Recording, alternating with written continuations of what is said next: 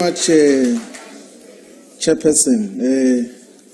I'm sure you'll agree with me, Commander-in-Chief of the Economic Freedom Movement, that we have spent a gruesome long day listening to uninspiring, lackluster and mostly flat speeches and repetitions by members of the ruling party.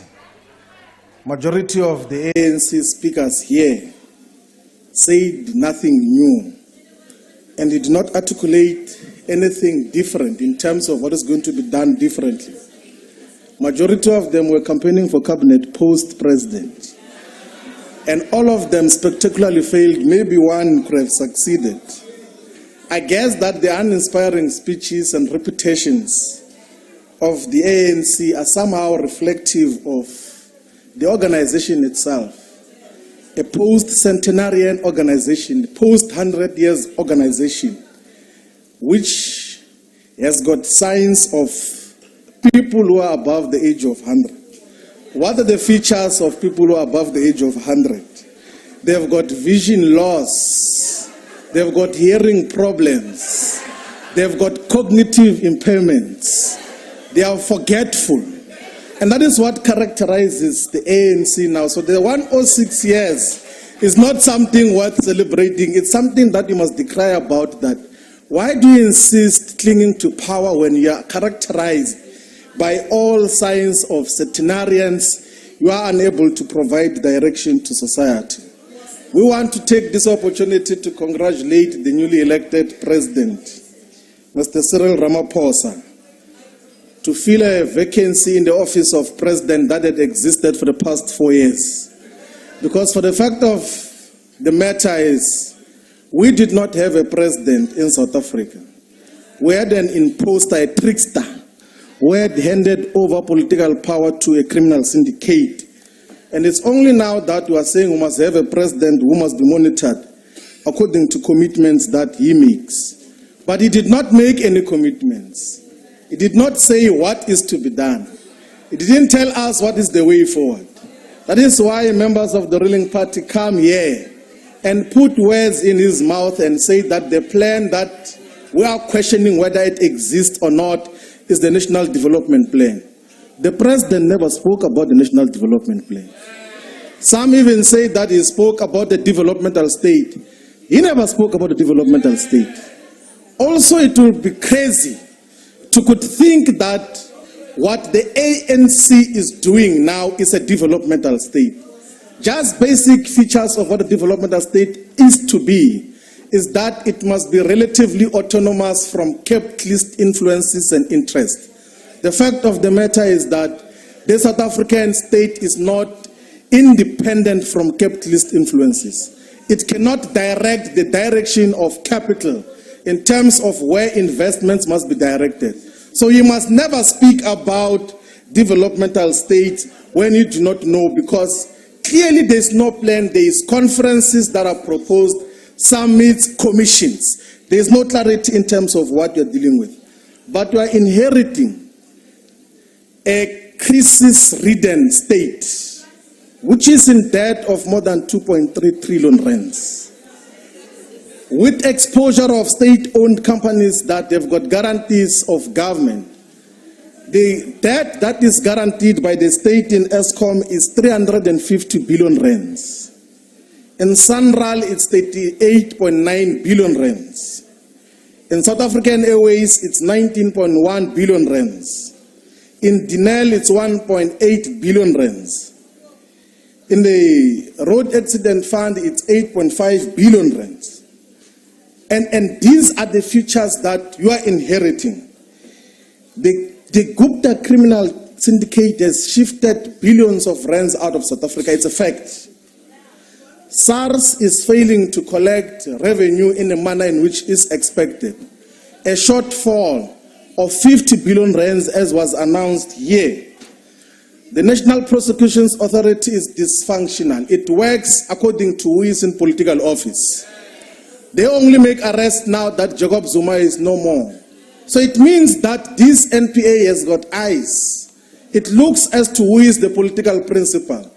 And what assurance do we have that it is not going to do the same thing if you ever commit crime, if the people around you commit crime, if your children commit crime, what assurance do we have that the NPA is going to fold its arms and not do anything about the high state of crime here in South Africa? The fact of the matter is that the many ministries that are existing and the ministers that are still in cabinet have closed their Pretoria head offices and are working from Saxonwold. I do not know now what is going to happen because the head office in Saxonwold is closed because AJ and Atul Gupta are on the run. The Ministry of Finance is given direction from Saxonwold. The Ministry of Mineral Resources is directed from Saxonwold. The Ministry of Public Service and Administration is directed from Saxonwold. The Ministry of Communications is directed from Saxonwold. The Ministry of Energy is directed from Saxonwold. Their interests are the ones that thrive over what has to happen. And why are we still having these ministers as ministers? They should have been gone as soon as yesterday. The Ministry of Cooperative Governance is directed from Saxonwold. They even wanted to expose state-owned municipality companies as debt guarantee so that municipalities can indebt themselves further as part of the proposals of the Gupta criminal syndicate. That is what we're sitting with now, that it's not an insignificant crisis that we have been dealing with. We therefore stand here to call for a definite termination of any relationship with South Africa's resources of the following ministers. Minister van Rooyen must go. Zwane must go. Mutambi must fall. Nomvula Mukonyane must fall. Lynn Brown must fall. Ben Martins must fall. Batabile Dlamini must fall. Joe Masangani must fall. Bongo, I don't know his name, must fall. Mashobo must fall. All these ministers have got some form of direct or indirect relationship with the Gupta criminal syndicate, and we must not tiptoe around their interest with the Guptas. You say that we must send you, President. I do not know whether we should send you, because the people of South Africa sent you to preside over the Constitutional Assembly in the early 1990s. And you brought back the Constitution while it is celebrated over the world. But that Constitution just gave us political power. You did not heed the caution of Kwame Nkrumah, of Mwalimu Julius Kambarage Nyerere, who said that political power without economic power is meaningless.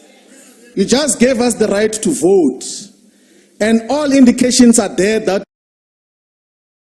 grants in South Africa with 11 million recipients of those is not a cause for celebration. It's a fact, it's a reflection that we have got deep-rooted poverty that has been reproduced since 1994.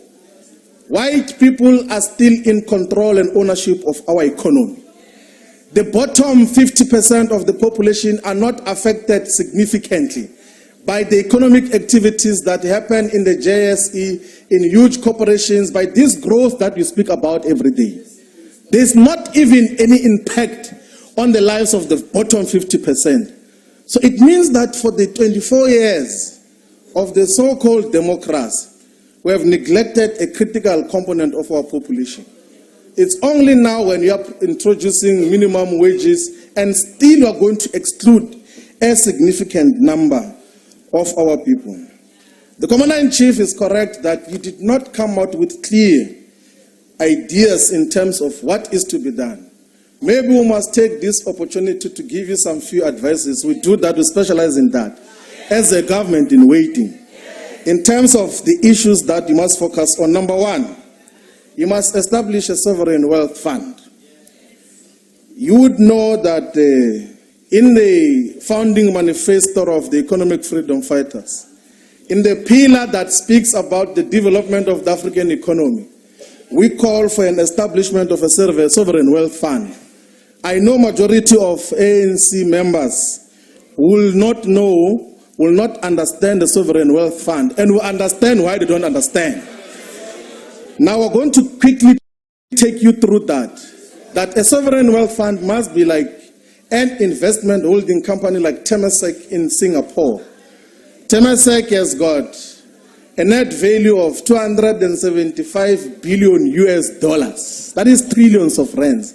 In a country which has got a population of about 5 million. There are no mineral resources in Singapore. There are no strategic assets that South Africa has in Singapore.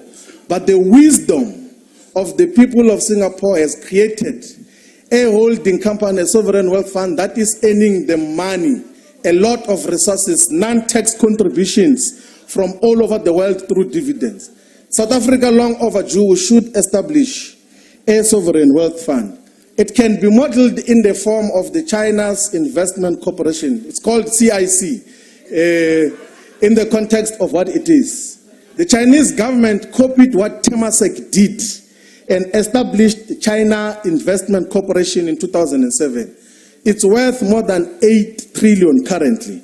It contributes recurrently to the country's national revenue fund. Meaningful contribution. Why is it that South Africa cannot establish a sovereign wealth fund that is going to earn money for the people of South Africa all over the world through strategic investments? There is enough expertise found in the PIC and in the emerging black asset managers that can be redirected into the sovereign wealth fund in terms of how we move. The second component that you must deal with, you must establish a state-owned asset supervision and administration commission, similar to the SASAC organization that exists for the oversight of China's state-owned companies.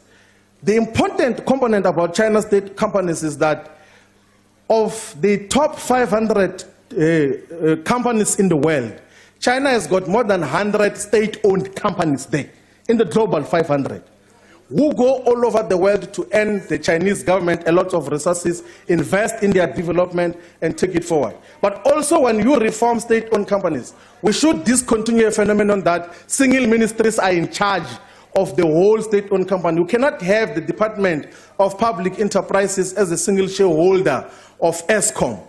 There should be other role players, DBSA, IDC, PIC, so that accountability mechanisms are handled better in that level. The third proposal that we want you to look into, because you never told us what is to be done, deal now clearly with tax avoidance. We have been crying on this for the longest time. SARS has got the necessary technical capacity to deal with tax avoidance. Legislate clearly on what we do with the billions of rands that are being lost to creative accounting practices of almost all the multinational companies that exist in South Africa. You must pass legislation on tax avoidance, illicit financial flows, base erosion, and profit shifting, so that we're able to deal with that. Because in the current framework of your revenue collection, you have got a permanent short blanket of a revenue. You cannot cover everything. I would tell you now for free that if you were to deal decisively with all South Africa's developmental challenges, you will possibly need 10 times the budget South Africa has currently to eradicate informal settlements, provide fee-free education for all, provide proper quality roads for all, and absorb the millions of unemployed. You will need 10 times the size of the budget. What do we do to deal with non-tax and tax revenue collection streams so that we're able to balance that? But one of the most important things that you have to deal with in the immediate is to expand the quantitative and qualitative space at the post-secondary and